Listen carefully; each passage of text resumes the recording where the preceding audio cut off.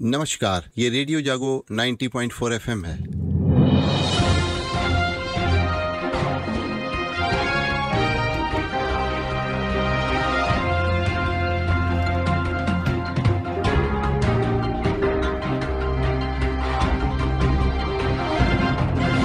अब आप अभय शंकर गौर से आज की हलचल सुनिए। कल पश्चिम बंगाल के न्यू जलपाईगुड़ी स्टेशन के पास एक स्टेशन पे कंचनजंगा एक्सप्रेस को मालगाड़ी ने जो टक्कर मारी थी, उसमें 9 से अधिक लोगों की मृत्यु तथा 41 लोग घायल की बात अब सामने आई है।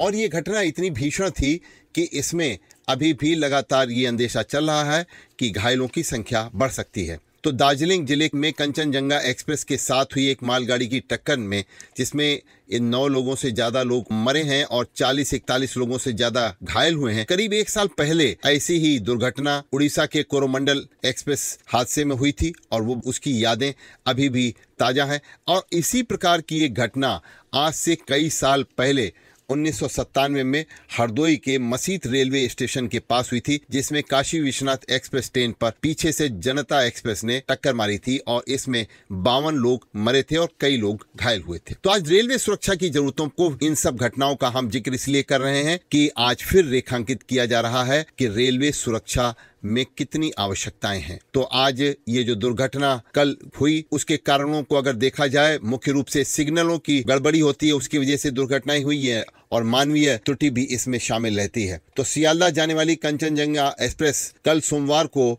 सुबह जब न्यू जलपाईगुड़ी स्टेशन के नजदीक एक रंगपानी जगह थी, वहां के पास खड़ी थी, तो पीछे से एक मालगाड़ी ने उसको टक्कर मार दी और ये कथित तौर पर सिग्नल से आगे मालगाड़ी निकल गई और कंचनजंगा एक्सप्रेस के पिछले हिस्से से टकरा गई। दरअसल ये टक्कर रेलवे सुरक्षा और दुर्घटना से संभावित कारणों को लेकर एक चिंता भी पैदा करती है। पिछले साल उड़ीसा में कोरोमंडल एक्सप्रेस हादसे की तरह ये भी सिग्नलिंग और संचार प्रणाली में संभावित विफलताओं की ओर एक इशारा भी करती है। और इस घटना ने रेलवे की स्वचालित ट्रेन सुरक्षा प्रणाली जो अभी लागू की जा रही है, कवच पर नए सिरे से ध्यान देने की जरूरत पर एक बार फिर दोबारा इशारा किया है। तो चिंता करने वाली बात है कि वर्ष 2022 के बजट में जिस कवच योजना की शुरुआत हुई थी, और वो फिलहाल पूरे देश में रेल नेटवर्क के मात्र 2% हिस्से में ही वो लागू हो चुकी है। कल की इस दुर्घटना को लेकर के प्रधानमंत्री मोदी ने, राष्ट्रपति ने दुख व्यक्त किया है और कल रेल मंत्री वैष्णव भी तत्काल घटना स्थल पर पहुंचे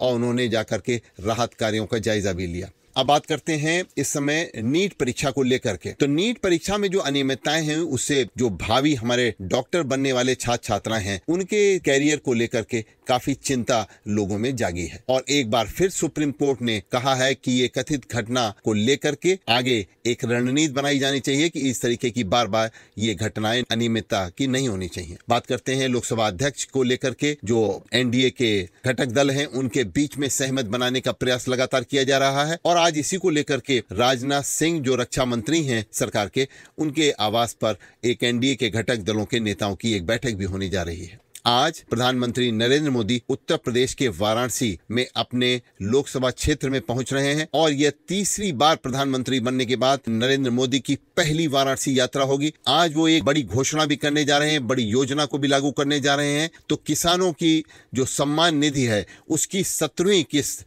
के 20,000 करोड़ रुपए आज प्रधानमंत्री 9.26 करोड़ रुपए सीधे उनके खातों में एक बटन दबा करके भेजेंगे। तो आज किसानों के हित में एक बड़ा काम भी होने जा रहा है कि ये जो किसान सम्मान निधि है, उसका सीधे पैसा आज लोगों के खातों में पहुंचेगा।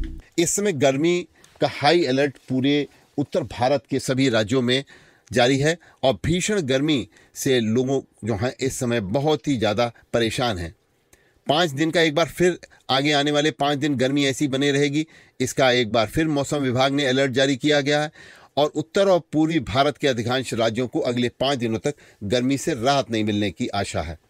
तो इसमें दिल्ली है, उत्तर प्रदेश है, बिहार है, इस तरीके के 10 राज्य ऐसे हैं जो आगे आने वाले दिनों में 5 दिन तक ऐसे ही गर्मी की चपेट में रह सकते हैं। और संभावना व्यक्त की जा रही है कि थोड़ा सा कुछ 1-2 दिन बाद लू की तीव्रता में कुछ कमी आ सकती है। तो मानसून में अब तक 20% कमी जो है इस बार दर्ज की गई है। तो मौसम विभाग ने मानसून के सीजन में अब तक सामान्य से 20% कम बारिश हुई है, जो कृषि क्षेत्र के लिए बहुत चिंताजनक है। और मौसम विभाग के आंकड़े ऐसा बताते हैं कि दक्षिणी राज्यों को छोड़कर लगभग सभी क्षेत्रों में बारिश की कमी देखी गई है। तो सोयाबीन है, कपास है, गन्ना है, दालों की खेती के लिए मध्य भारत में और उत्तर भारत में, विशेष तौर के उत्तर प्रदेश में और हरदोई, जहां गन्ने की और दालों की खेती अधिक होती है, वहां के लिए इस समय ये सूचना बहुत ही कष्टदायी है कि गर्मी की वजह से गन्ने की फसल नष्ट हो रही है।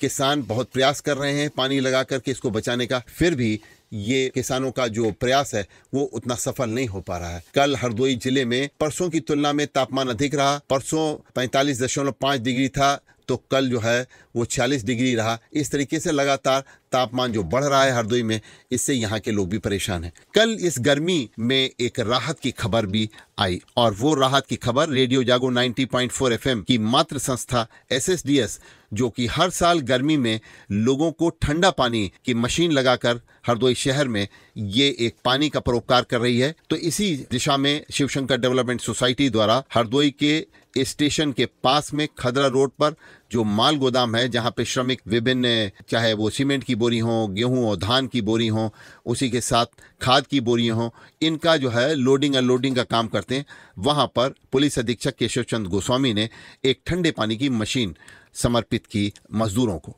तो आइए सुनते हैं एसपी साहब को कि उन्होंने क्या कहा। आज यहाँ शिवशंकर डेवलपमेंट सोसाइटी द्वारा नानकगंज में ठंडे पानी के लिए वाटर कूलर लगाया गया। इस क्षेत्र में काफी गरीब मजदूर तबके के लोग रहते हैं जिन्हें ठंडा पानी नहीं मिल पाता, तो यह एक बहुत ही जनहितकारी कार्य है और यहाँ पर लोगों को गर्मी से राहत मिलेगी और ठंडा पानी पीने के लिए, स्वच्छ पानी पीने के लिए इनको उपलब्ध हो पाएगा।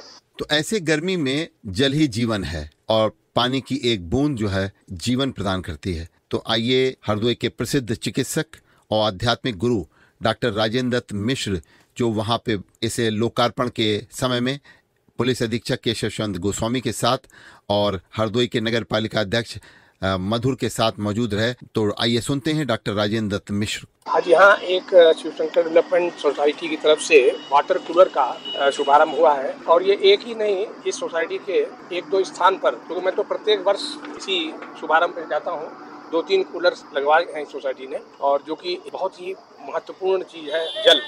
इतना भोजन आवश्यक नहीं है जितना कि जल आवश्यक है। लोगों को इससे राहत भी मिलेगी और शरीर बिना जल के रह भी नहीं सकता है। जो लोग इसको यूज करेंगे, प्रयोग करेंगे, उनके लिए संदेश ये है कि आज से कई वर्ष पूर्व ये कहा जाता था कि एक समय ऐसा आएगा जब पानी बिकेगा, यानी कि हम लोग इसकी कितनी बर्बादी करते चले आए हैं, इसका महत्व न समझते चले आए हैं। तो आज भी हमको जल संरक्षण पर बहुत ध्यान देना होगा। सुबह उठ करके मुंह साफ करते हैं, मंजन करते हैं, अब नल खुला हुआ है, आप मंजन कर रहे हैं, आप वहाँ पर पानी बचा सकते हैं। नहाते समय उतना ही पानी पहले से एकत्र कर लिए जितनी आवश्यकता है, बहता रहता है। तो इस प्रकार से जहाँ पर हम जल का संरक्षण कर सकते हैं तो ये हमारे लिए भी, देश के लिए भी और सभी के लिए लाभप्रद होगा, क्योंकि बहुत महत्वपूर्ण कार्य है। खासतौर से जेठ के महीने में पानी की आवश्यकता होती है। गर्मी कितनी ज्यादा आप देख रहे हैं, लेकिन साथ साथ में हमारी एक जिम्मेवारी है कि हम जल संरक्षण करें। जब गौड़ साहब ने इतना अच्छा यहाँ पर प्रबंध कर रखा है तो हमारी भी ड्यूटी है कि उसको जितना आवश्यक है उतना लें, जब जरूरत ना हो उसको बंद कर दें। कोई भी तीसरा व्यक्ति अगर खुला देखता है उसको बंद कर दें। इसके लिए मैं बहुत बहुत बधाई देना चाहता हूँ गौड़ साहब को कि एक बहुत ही, इसको मैं धार्मिक कार्य कहूँगा, सामाजिक कार्य कहूँगा, जो कि प्रतिवर्ष हर वर्ष एक कूलर लगा रहे हैं। तो अभी आप सुन रहे थे हरदोई के प्रमुख चिकित्सक और आध्यात्मिक गुरु डॉक्टर राजेंद्र दत्त मिश्र, जो शिवशंकर डेवलपमेंट सोसाइटी द्वारा जल ही जीवन के सिद्धांत पर कार्य करते हुए हरदोई में एक और ठंडे पानी की मशीन का लोकार्पण किया गया। आप सुन रहे थे कि कैसे इस समय इस गर्मी में, जो भीषण गर्मी हो रही है, इसमें पानी कितना आवश्यक है, और पानी अगर सबको मिल जाता है तो स्वास्थ्य के लिए बहुत ही अच्छी चीज़ है।